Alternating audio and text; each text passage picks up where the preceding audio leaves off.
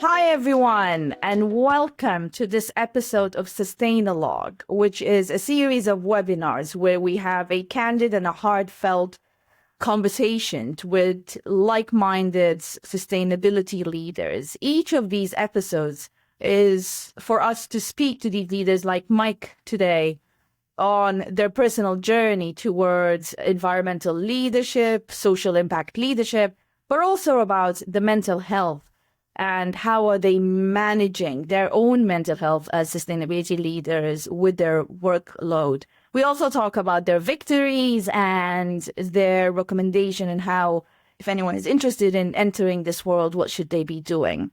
So in other words, it's going to be a very conversational-like episode where there will be no greenwashing, no corporate jargon at all, just authentic story. Mike, thank you so much for joining me. Lovely to be here. Thank you for the invite. So how did you end up doing what you're doing at the moment? How did it all start? So the way I describe it is I got lost for 30 odd years in the wilderness and then came back. I was probably one of the very first physical geographers to get a Bachelor's of Science in the UK. That probably shows you how old I am. Age ain't nothing but a number, Mike.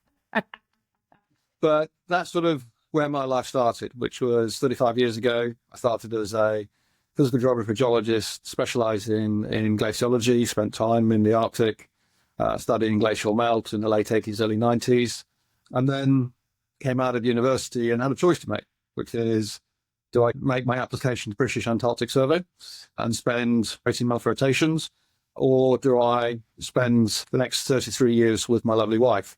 As you can gather, I made the choice to spend 33 years with my lovely wife. But about 4 years ago, after a career in financial markets and capital markets and banking, opportunity came about as around COP26, which was financial services, the finance COP. There was a recognition that financial services has a critical role to play in financing transition. We as a firm at EY saw that as an opportunity, and a number of us as leaders in the business said, look, this is something we as a firm need to treat as important. We need to spend the time, build an understanding and a capability to work with our climate change and sustainability services colleagues to be able to expand the set of capabilities beyond assurance and limited advisory to broader consulting, covering transition finance, covering technology, covering risk modeling. And that was an ideal opportunity for me to come back from the wilderness into something that I have been passionate about all my life. When you start spending time in this world, I thought I still knew quite a lot. I understood the science.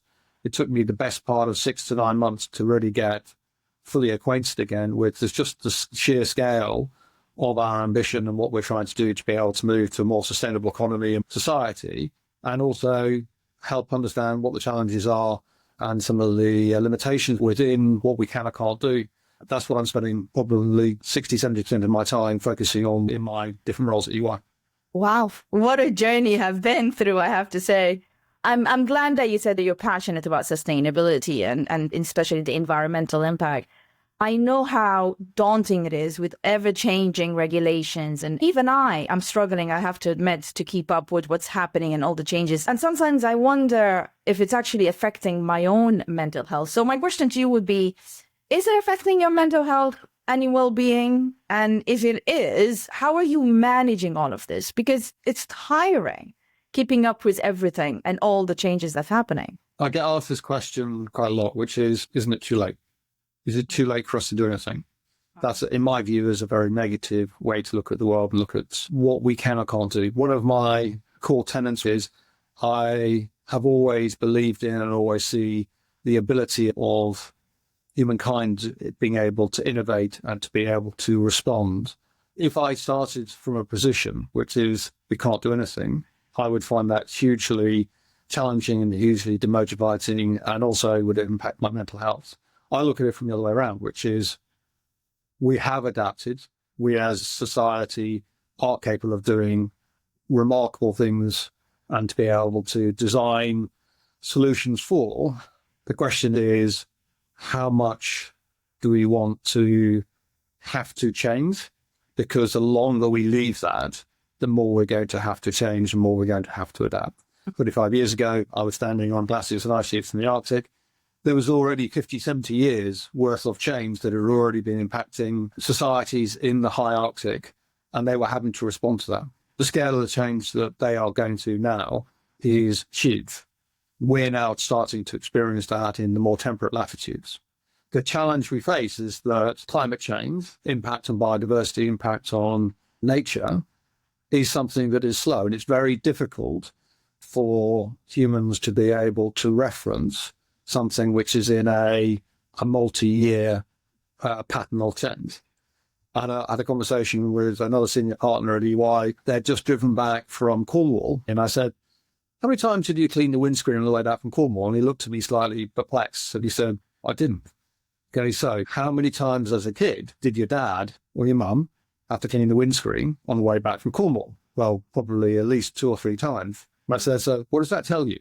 Within a time frame of maybe 40 years, we have already experienced here in the UK an 80% reduction in invertebrates, so insects, which are impacting a number of other systems here in the UK. And it's not just limited to the UK. Nature and biodiversity is impacted right across the Northern Hemisphere and in the Southern Hemisphere because of pesticides and herbicides disrupting our natural system. Those changes are already here.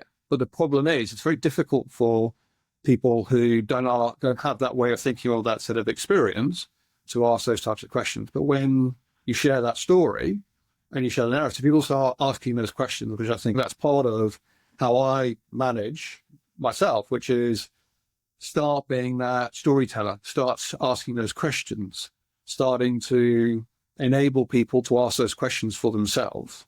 So if I hear you correctly, the message you're saying is to manage your own mental health, you have no choice but to be hopeful and to have a dialogue. Keep talking about it and keep learning how to make small changes, one step at a time. Am I correct?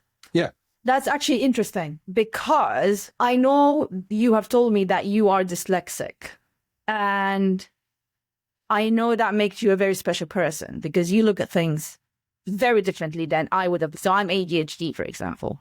I would look at things differently than you are. So I'm really curious to understand, how does your dyslexia and the way you're thinking shapes your resilience and the approach to balancing your personal with your professional life? I'm very fortunate. I was diagnosed dyslexic when I was 6, which was relatively unusual. And I was very lucky in that I got educational support very early on, and I built an understanding around the coping mechanisms that helped me to be able to function as a atypical person, to the extent where somebody who knows me but doesn't know I'm dyslexic is surprised when I say that I'm dyslexic. I wasn't able to read until I was 9. I still struggle with being able to process written information quickly. I'm a highly visual person.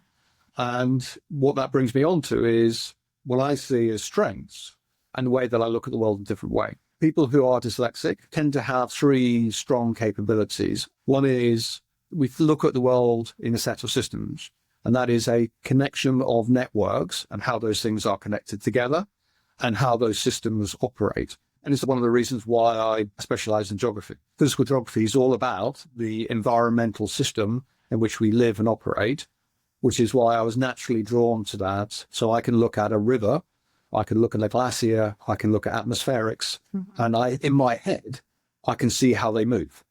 And that is normal for me. I sometimes have in my background a picture of a glacier, which I took 35 years ago. And part of my game is I say, so what do you see?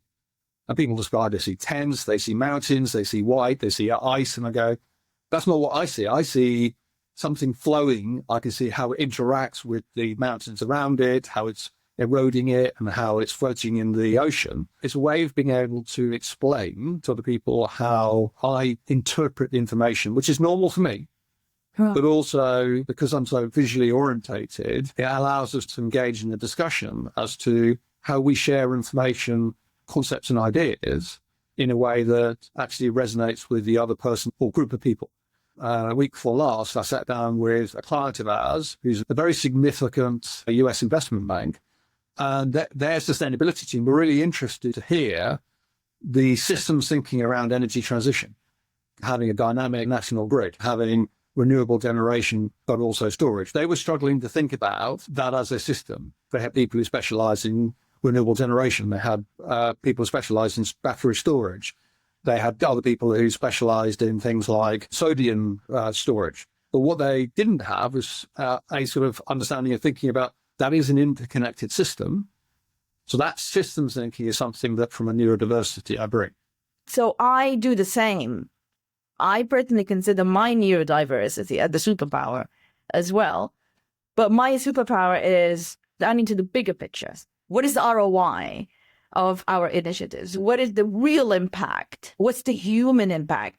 And I think the mistake we always fall into as sustainability leaders is that we're into the details. But sometimes you do need to step back and say, actually, no. How do we connect the dots? So how do we connect EDI, for example, initiatives with environmental initiatives? And how are these both governed properly, if that makes sense? This hopefully will resonate with other people, which is when you are different, it's tiring because you have to be really aware of how you're explaining that. And that applies even for an atypical person who is in an environment where they're having to operate outside their area of comfort. It's tiring to do that. People who are neurodiverse do it all the time. What do I do to be able to manage that? I like nothing better than being out on the farm where there's no noise, where it's all quiet, out in the open, and I don't have to talk to anybody for at least a couple of hours. And that, for me, is one of the ways that I recover. I didn't really realize that probably until about maybe 4 or 5 years ago, because it's such an important part of how do you maintain that energy, but also protect yourself as an individual so that you maintain the ability to reflect. We operate so much in today's society in what I call fast time. So you're constantly responding. The opportunity to stop and to reflect on and to think is something we don't spend enough time. And that's where I use my time to myself and with my family, is just to reflect and to talk about some of these things, or even just by myself to reflect it while I'm cutting a hedge, digging a hole, fixing a fence, whatever it is. I agree with you. You do need to step back and absolutely reflect. And I think also that has an impact on our own mental health as well, because if we don't have the awareness of our own shortcomings, we won't be able to help others, in my opinion, at least. Okay, so as someone who is neurodivergent, can you give me an example of how your neurodiversity helped you solve the problem because of your neurodiversity that would have a different approach than a non-neurodiverse sustainability leader? 2 answers to that. One is I'm not constrained by organizational boundary. I look at what are the skills that we need to be able to answer particular challenges. And that doesn't fit comfortably with the way that we manage our businesses and the way that we manage our targets and way delivered. Frankly, in my view, if we have a problem, the thing that works best is we bring all the right skills together. Because the way I am and the way my brain works, I'll tell everybody what I'm doing and I'll bring those people together and we'll go and do it, which allows me to be involved in what we call first of a kind projects. And they're often involving multiple parties. They're often involve multiple geographies. And this is public domain. We work very closely with the Global Carbon Markets Utility and Chris Canavan, Bloomberg Philanthropics and 3Cairns to help them look at in the carbon market, what do we need to do differently in the carbon market to be able to scale that market, provide confidence and integrity alongside the fabulous work that ICBCM and BCMI are doing. So that's international. It's bringing together sets of skills around accounting, legal, business modeling, financial markets infrastructure, understanding carbon markets. So to do that, you need to, by its very nature, break down the barriers as to the way that we look around the way that the world operates and bring those together. That's one thing that I do that looks differently and can be uncomfortable, both the people I work with and helping them get engaged with that, but also it requires a risk appetite and also have the ability to be able to think in that way. The other side to it is that you ask questions which people go, why are you asking that question? And the reason is you're asking the question because I think of the world in systems and networks. So I look at a question and I go, but the answer's over here. And one of the things you have to be really careful of is you need to explain why you're going over there, because people go, "Much, be quiet, you're distracting us." Yes. So I have to carefully explain, but also sometimes sit back and allow gently asked questions, which allows a group of people to get to that point, rather than me saying, no, that's the answer. Because it's very easy to do as a partner. You go, no, you're going to do and do that. And people go, yeah, okay, fine. But they don't understand why. So part of the trick is, how do you ask those questions and encourage people to start thinking it? Because it's about how do you take people along the journey so that they start asking and understanding those questions. And that's, I think, is part of what makes me different. But I would also say difference doesn't make it good. It's all about bringing all of those right skills together, those people who really do understand the technical detail, and that you provide a framework for them to be able to bring that expertise to life to be able to solve that problem. I'm all for asking questions. I mean, I'm the queen of asking questions. I mean, on the receiving end of them. Yes, you're right. You attended our round table. But that's the thing. I love asking questions. And there's a difference between asking a question because you're looking down on someone or you're trying to prove that person wrong, and genuinely being curious to understand the reasoning behind the actions of that person in front of you. And the way you ask the question will also affect how the person answers you. Because as humans, we're really protective of our own ego. And I've learned the hard way, gentle but persistent. Don't give up easily just because someone was saying, why are you asking that question? But you're absolutely right. My final question to you is, if someone wants to be in your world, a sustainability leader, what advice do you have for them? What are the steps that they need to be taking to start their journey? You sometimes hear the phrase, it takes a village to solve a problem. We need cities to solve the problems we're dealing with. And it needs all sorts of skills. That can be artists who are telling stories through different media, through film, through other forms of art. It can be scientists who are bringing that expertise around solving the problems, proving hypotheses. I work with accountants, technical accountants, risk people. I think there's two core things I would say. One is you can be a leader, but a leader is somebody who shows leadership in their thinking and their understanding.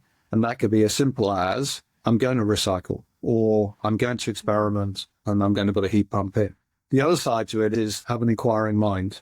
Don't assume that what you see around you is something that you just accept. One of the things we talk about at EY is, what is our legacy? What is it that we leave behind, not just for the firm? What is it we as an organization leave for wider society? And if you start thinking about it as a multi-generational, it starts framing as to why today is important. So anybody who wants to get into this, suspect sustainability is everything that we do. So when we think about, in my world, capital allocation, credit giving, we need to think about not only the interest rate and the cost of default, it's what is the impact of that money and how is it going to be used?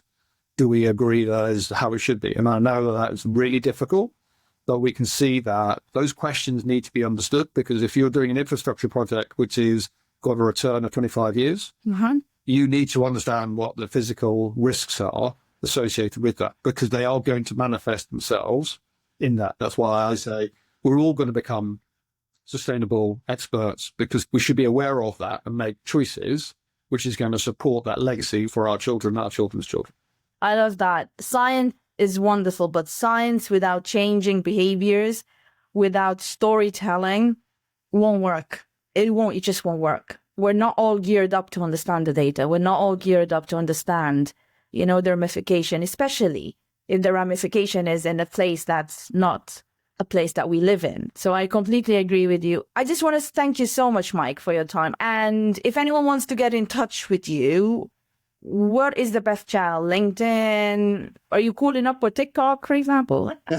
You will find me on TikTok, but it generally involves cat videos posted by my youngest daughter. So LinkedIn is probably the best way to get hold of me. And I'm always pretty good at responding to that. So I'll be delighted to take questions and also continue the discussion and dialogue. Yeah. Thank you. Thank you once again, Mike.